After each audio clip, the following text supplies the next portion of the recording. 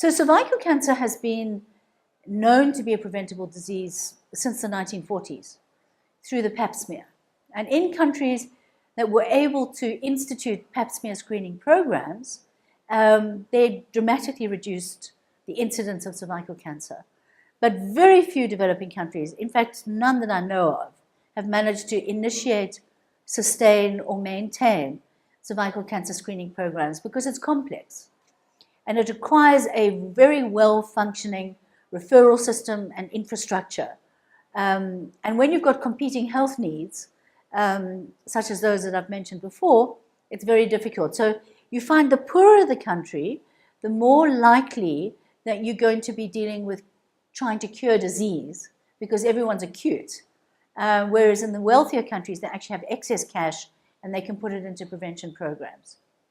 So I've been working on looking for a more technologically friendly protocol for preventing cervical cancer. And essentially, where we've come to now is that there's a test for human papillomavirus, which is the cause of cervical cancer, certain types, which can give you a result in an hour, which is like a point-of-care test. So you can go out into a clinic. It doesn't require trained laboratory assistance. You can do the test, and you can train a nurse that if her test is positive, she can burn or freeze, or there are various treatments to remove precancerous cells. And that has been shown to prevent cervical cancer. So that's my current research, but we've been doing this for 20 years to prove that you can actually ditch cytology for human papillomavirus testing. It will. It's just going to take a long time because HPV-associated disease, which is not only cervix, but it's also the vulva, vagina, penis, anus, etc., has a long latent phase. So you can get infected, like say at the age of 28, but only manifest your cancer at the age of 50.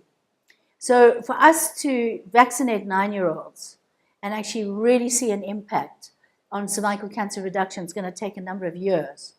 But as of March 2017, 71 countries have introduced HPV vaccination into their immunization programs, and 11 countries have extended it from girls to boys. So it's getting out there. Yes, it's a resource issue. So in an ideal world, definitely I would vaccinate boys.